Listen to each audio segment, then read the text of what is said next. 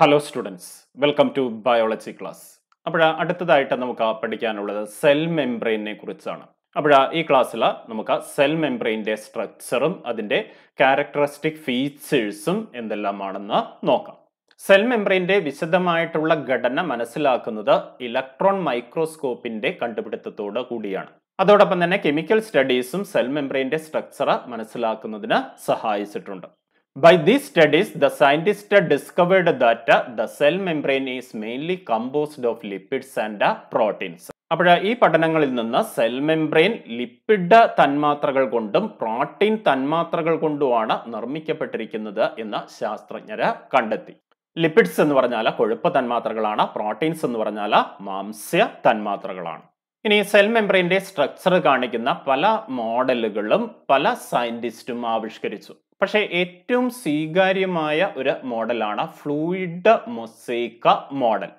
The fluid mosaic model of the cell membrane was proposed by Singer and Nicholson in 1972. ഈ model ആവിഷ്കരിച്ചത് singer, Nicholson എന്നീ ശാസ്ത്രജ്ഞരാണ്. ഈ fluid mosaic model പ്രകാരം quasi fluid നേച്ചറുള്ള lipid മോളിക്യൂൾസിന് ഉള്ളിലൂടെ protein മോളിക്യൂൾസിന് move ചെയ്യാൻ പറ്റും. Protein മോളിക്യൂൾസിന്റെ lateral movement സാധ്യമാണ്. ഇത് സാധ്യമാകുന്നത് ലിപ്പിഡ് മോളിക്യൂൾസിന്റെ ക്വാസി ഫ്ലൂയിഡ് നേച്ചറാണ്. അതായത് ലിപ്പിഡ്സിന് ഒരു സെമി ഫ്ലൂയിഡ് നേച്ചർ കാണും. സെൽ മെംബ്രെയിന്റെ ഫ്ലൂയിഡിറ്റി കണക്കാക്കുന്നത് ഈ ലിപ്പിഡ് ബൈലെയറിലൂടെയുള്ള പ്രോട്ടീൻ മോളിക്യൂൾസിന്റെ മൂവ്മെന്റ് കണക്കാക്കിയിട്ടാണ്. The fluid nature of the cell membrane also helps in cell growth, formation of intercellular junctions, secretion, endocytosis, cell division, etc. ഈ സെൽ മെംബ്രെയിന്റെ ഫ്ലൂയിഡിറ്റി സെല്ലിന്റെ പല പ്രോസസ്സസിനും ഹെൽപ്പ് ചെയ്യുന്നുണ്ട്. ഇത് സെല്ലിന്റെ വളർച്ചയ്ക്ക് സഹായിക്കുന്നു. അതുപോലെ തന്നെ ഇന്റർസെല്ലുലാർ ജംഗ്ഷന്റെ നിർമ്മാണത്തിന് സഹായിക്കുന്നു. സെല്ലുകൾക്കിടയിലുള്ള ജംഗ്ഷനാണ് ഇന്റർസെല്ലുലാർ ജംഗ്ഷൻസ്. ഇനി സെല്ലിന്റെ സ്രവങ്ങൾ പുറപ്പെടുവിക്കുന്നതിന് സഹായിക്കുന്നുണ്ട്. അതുപോലെ തന്നെ എൻഡോസൈറ്റോസിസിന് സഹായിക്കുന്നുണ്ട്. സെല്ലിന് ചില മോളിക്യൂൾസ് ഉള്ളിലേക്ക് എടുക്കേണ്ടി വരും. ഇതിന് സഹായിക്കുന്നത് ഈ സെൽ മെംബ്രെയിൻ ആണ്. കൂടാതെ സെൽ ഡിവിഷന് ഈ സെൽ മെംബ്രെയിന്റെ ഫ്ലൂയിഡിറ്റി ഹെൽപ്ഫുൾ ആണ്. ഇത്തരത്തിലുള്ള പല പ്രോസസ്സസിനും ഹെൽപ്ഫുൾ ആണ് ഈ fluid nature. In cell membrane the lipids R arranged in bilayer. Fluid mosaic model പ്രകാരം ഈ മെംബ്രെയിനിൽ ലിപ്പിഡ്സ് അറേഞ്ച് ചെയ്തിരിക്കുന്നത് 2 ലെയർ ആയിട്ടാണ്. So A bilayer of lipid molecules are found in cell membrane. ഇവിടെ ചിത്രത്തിൽ കാണിച്ചിട്ടുണ്ട്. In this lipid bilayer, the polar head of the lipid molecules are towards the outer side and the hydrophobic non-polar tails are towards the inner side. ഈ lipid ബൈലെയറിൽ lipid മോളിക്യൂൾസിന്റെ polar head, ഈ കാണിച്ചിരിക്കുന്നത് polar head ആണ്. ഈ polar head outer സർഫേസിലേക്കാണ്, പുറമേക്കാണ്. 2 lipid ബൈലെയറിന്റെയും പോളാർ ഹെഡ് അല്ലെങ്കിൽ ഹൈഡ്രോഫിലിക് ഹെഡ് എവിടേക്കാണ്? പുറത്തേക്കാണ് അറേഞ്ച് ചെയ്തിരിക്കുന്നത്. അതേസമയം ഹൈഡ്രോഫോബിക് നോൺ പോളാർ ടെയിൽ, ഇതെന്താണ്? ടെയിൽ പാർട്ടാണ്. ഈ ടെയിൽ ഇന്നർ പാർട്ടിലേക്കുമാണ് അറേഞ്ച് ചെയ്തിരിക്കുന്നത്. ഈ രീതിയിലാണ് ലിപ്പിഡ് മോളിക്യൂൾസ് അറേഞ്ച് ചെയ്തിരിക്കുന്നത്. ഈ ലിപ്പിഡ് മോളിക്യൂളിന് ഒരു പോളാർ ഹെഡ് ഉണ്ട്, നോൺ പോളാർ ടെയിൽസും ഉണ്ട്. ഇതാണ് അതിന്റെ ഹെഡ് പാർട്ട്, ഇത് ടെയിൽസ് ആണ്. പോളാർ ഹെഡ് ഹൈഡ്രോഫിലിക് ആണ്, വാട്ടർ അട്രാക്ട് ചെയ്യുന്നതാണ്. എന്നാൽ ടെയിൽസ് നോൺ പോളാർ ആണ്, അത് ഹൈഡ്രോഫോബിക് ആണ്, വാട്ടർ റിപ്പല്ലന്റ് ആണ്. The lipids are phospholipids. ഈ സെൽ മെംബ്രെയിനിൽ കാണുന്ന ലിപ്പിഡ്സ് ഫോസ്ഫോ ലിപ്പിഡ്സ് ആണ്. സെൽ മെംബ്രെയിനിലെ ലിപ്പിഡ്സിനെ കുറിച്ച് നമ്മൾ പറഞ്ഞു കഴിഞ്ഞു. ഇനി പ്രോട്ടീൻസ് ആണ്. The proteins are 2 types. They are integral proteins and peripheral proteins.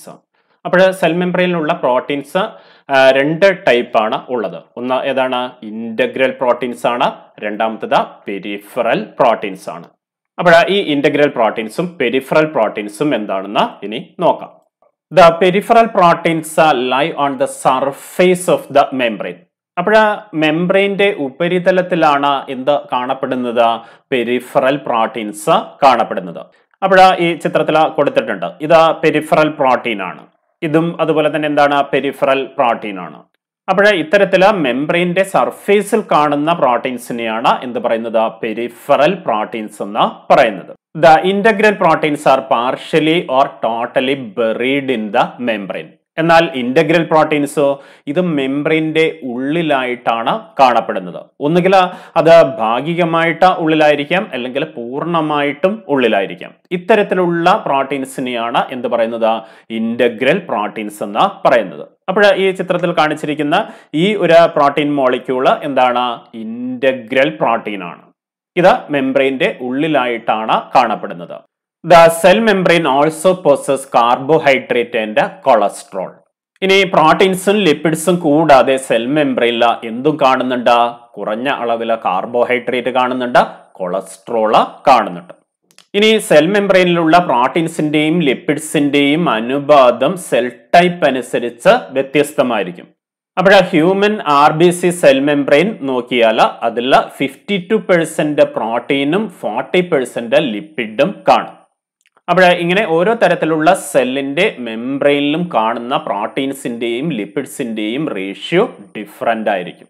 ഇനി സെൽ മെംബ്രെയിനിലൂടെയുള്ള മോളിക്യൂൾസിന്റെ ട്രാൻസ്പോർട്ട് എങ്ങനെ നടക്കുന്നു എന്ന് നോക്കാം. രണ്ട് ടൈപ്പ് ട്രാൻസ്പോർട്ട് നടക്കുന്നുണ്ട്. ഒന്ന് പാസീവ് ട്രാൻസ്പോർട്ടാണ്, രണ്ടാമത്തത് active ട്രാൻസ്പോർട്ടാണ്. Many molecules move across the membrane without using energy and are called passive transporter. അപ്പോൾ ഈ മെംബ്രെയിനിലൂടെ മോളിക്യൂൾസ് മെറ്റബോളിക് എനർജി യൂസ് ചെയ്യാതെ മൂവ് ചെയ്യുന്നുണ്ട്. ഇത്തരത്തിലുള്ള മൂവ്മെന്റിനെയാണ് പാസീവ് ട്രാൻസ്പോർട്ട് എന്ന് പറയുന്നത്.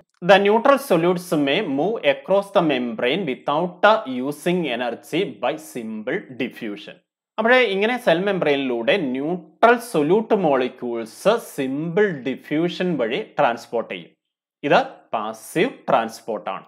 The movement of water across the membrane by diffusion is called osmosis. Cell മെംബ്രെയിനിലൂടെ water molecules diffuse ചെയ്യുന്നുണ്ട്. ഇത് പാസീവ് ട്രാൻസ്പോർട്ടാണ്.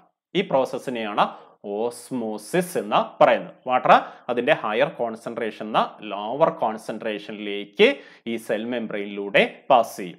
ഈ പ്രോസസ്സാണ് ഓസ്മോസിസ്.